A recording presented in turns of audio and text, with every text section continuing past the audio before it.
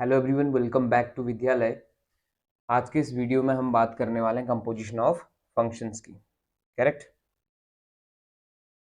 तो यहाँ क्या पढ़ना है हमने, बेसिकली ये पढ़ना है कि आपका, देख लो जरा एक बार पहले। आज का टॉपिक है हमारा कंपोजिशन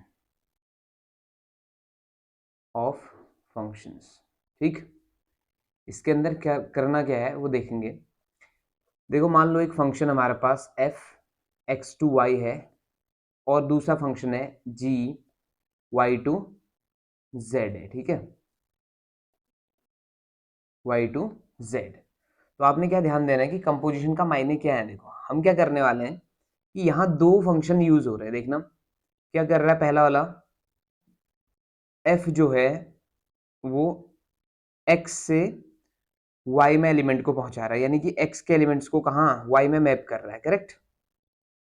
और g क्या कर रहा है, y के एलिमेंट्स को मैप कर रहा है कहाँ, z में।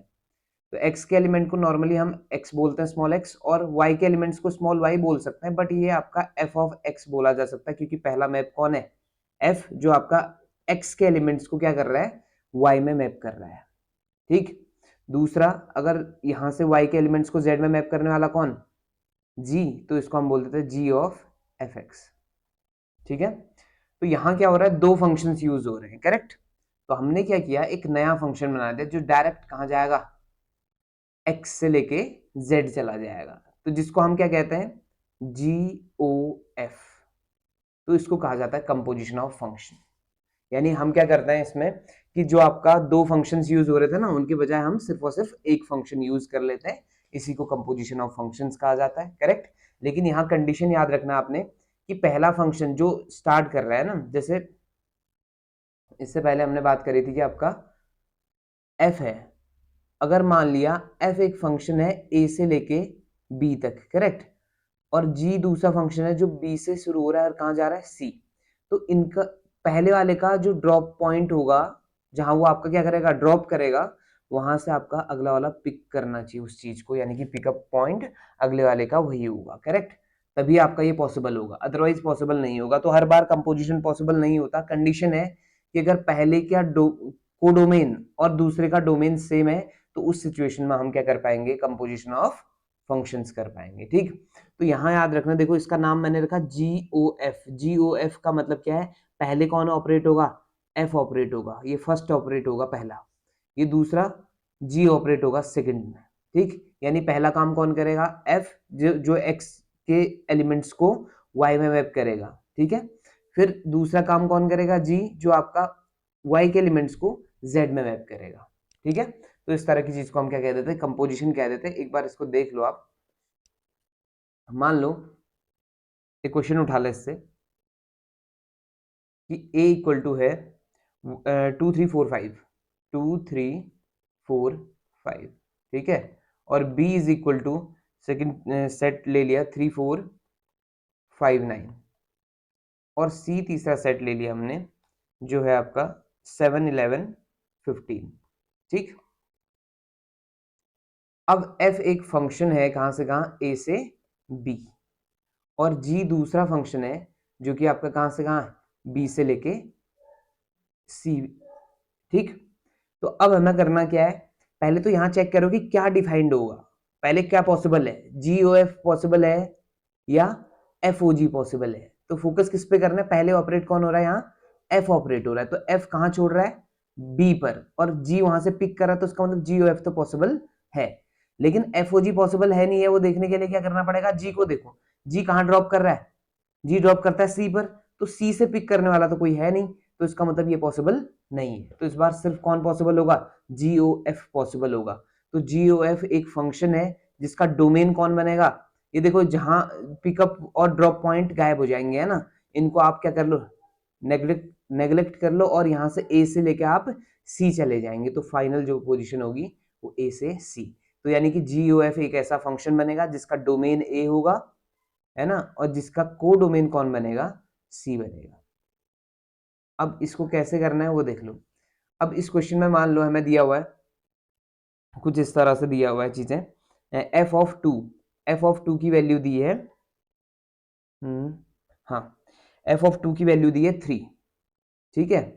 F3 की वैल्यू दी हुई है हमें 4, ठीक है, F3 की वैल्यू है 4, F4 की वैल्यू और F5 की वैल्यू सेम है, और ये दिया हुआ है हमें कितना, 5, करेक्ट। अब उसके बाद आ जाओ जी की। जी में हमें दिया हुआ है G3 और G4 दोनों इक्वल है कहता है, और उनकी वैल्यू है 7, ठीक है। G5 और G9 इक्वल है, उनकी वैल्यू है 11। G5 और G9 आपका इक्वल है और उसकी वैल्यू क्या है, 11। अब आपको ढूंढना क्या है, आपका क्या डिफाइन हो रहा है, GOF डिफाइन हो रहा है, ठीक है। तो GOF ऑफ, अगर आप बात करेंगे तो इसका डोमेन कौन था, ए था ना, तो ए का पहला एलिमेंट उठाओ कौन, 2, तो यहाँ GOF ऑफ 2। इसको कैसे डिफाइन करते हैं, जी बाहर छोड़ो, F ऑफ 2 निकालो पहले, F ऑफ 2 की वैल्यू यहां से मिल जाएगी आपको, देखो ये F ऑफ 2 कितना है, 3। तो आपको ये रियलाइज हो जाएगा कि ये है G बाहर रहा, और अंदर इस F2 की वैल्यू कितनी होगी, 3, और G3 की वैल्यू कितनी है, यहाँ देख लो G3 की वैल्यू है 7, तो इसकी वैल्यू क्या आ गई, 7 आ गई, करेक्ट। अब ऐसे ही दूसरा नंबर उठा लो, दूसरा एलिमेंट कौन है इधर, 3 ए में, तो GOF ऑफ 3 आ गया। फिर उसके बाद आप क्या करोगे, G ऑफ F3, और G ऑफ F3 की वैल्यू यहाँ चेक करो कितनी है, 4, तो वैल्यू पुट कर दो, G4 की वैल्यू आ जाएगी आपका कितना, G4 इज अगेन 7।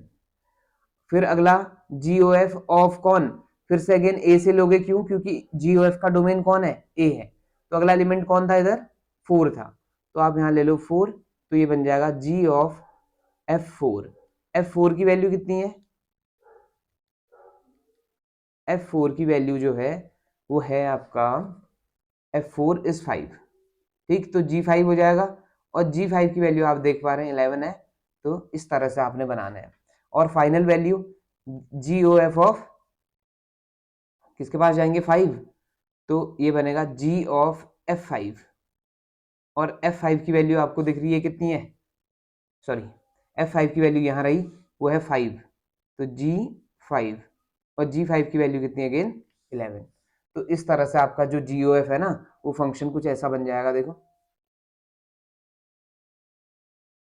GOF कैसा फंक्शन बन जाएगा, 2 क्या कहाँ मैप हो रहा है, 7 पर, 3 कहाँ मैप हो रहा है, 7 पर, 4 कहाँ मैप हो रहा है, 11, 5 कहाँ मैप हो रहा है, 11, ठीक है। इस तरह से आपने काम करना है, यानी कि ये मैंने गॉफ डिफाइन कर लिया है, करेक्ट। तो आपको इतना समझ आ गया होगा कि गॉफ कब पॉसिबल है और फॉग कब पॉसिबल है, बस ये इनका रिप्रेजेंटेशन है कि हम कैसे बोल रहे हैं, क्योंकि आपका पहले कौन यूज हो रहा है, एफ, बाद में कौन यूज हो रहा है, जी, तो GOF, ये जो ओ है ये कंपोजिशन को डिनोट कर रहा है कि आपका दो फंक्शंस यूज हो रहे हैं यहाँ पे, एक एफ और एक जी, ठीक। तो अगर आपको रोस्टर फॉर्म में दी हुई ये चीजें तो इस तरह से आप क्वेश्चन कर लेंगे।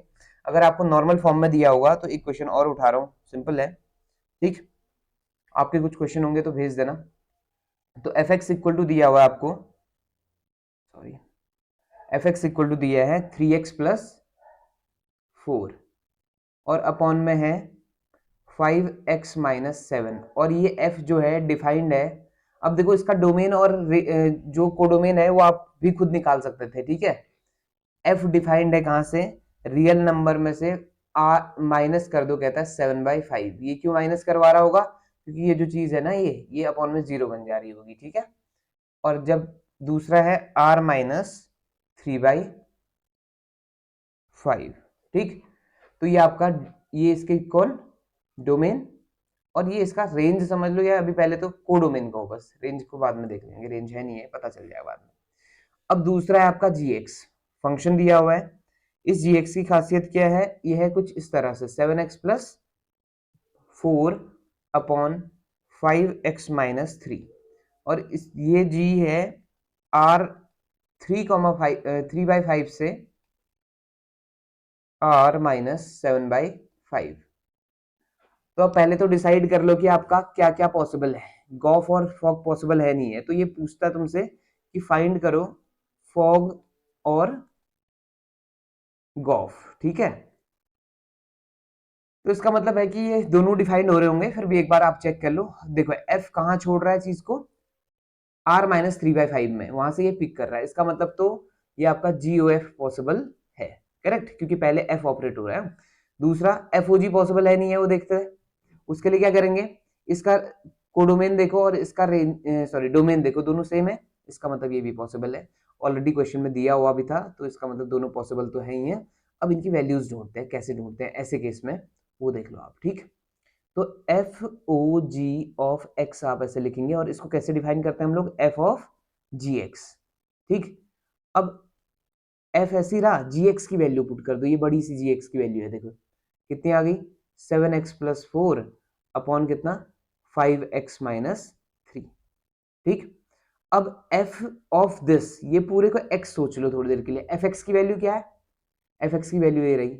अब जहां जहां आपको x दिख रहा ना, ये उसको रिप्लेस कर देगा, ये पूरी वैल्यू उसको रिप्लेस करेगी, x की जगह आएगी। यानी देख लो, ये आपका 3 ऐसे रहा, x की जगह क्या आएगा पता है, 7x+4 और अपॉन कितना, 5x-3, और प्लस में कितना 4, और पूरे के अपॉन में 5, और x की जगह आ गया अगेन 7x+4 अपॉन 5x-3, और फिर माइनस में 7। अब इसको सॉल्व करना हमारा काम है, ठीक है।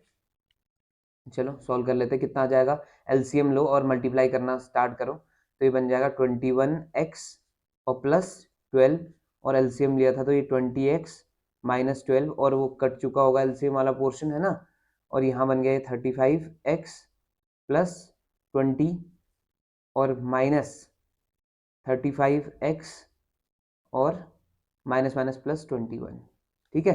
यहाँ तक शायद समझ आ गया।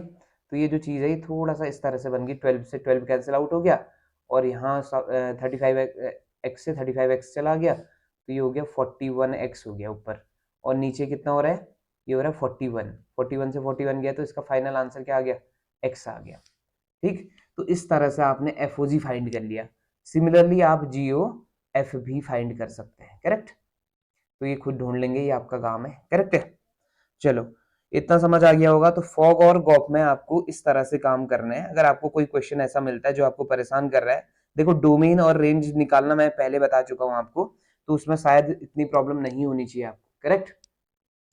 चलो आज की कहानी को इतना ही समाप्त करेंगे, क्योंकि फॉग और कॉफी हमारा मेन काम था इसमें। आज कंपोजिशन के अंदर इस तरह से काम किया जाता है, ठीक है। अब मिलेंगे हम नेक्स्ट वीडियो में, और वहां आप बात करेंगे मैट्रिसेस की, करेक्ट। चलिए, अगर वीडियो पसंद आया है तो लाइक कर दो, शेयर कर दो और सब्सक्राइब कर दो, और thank you so much for watching.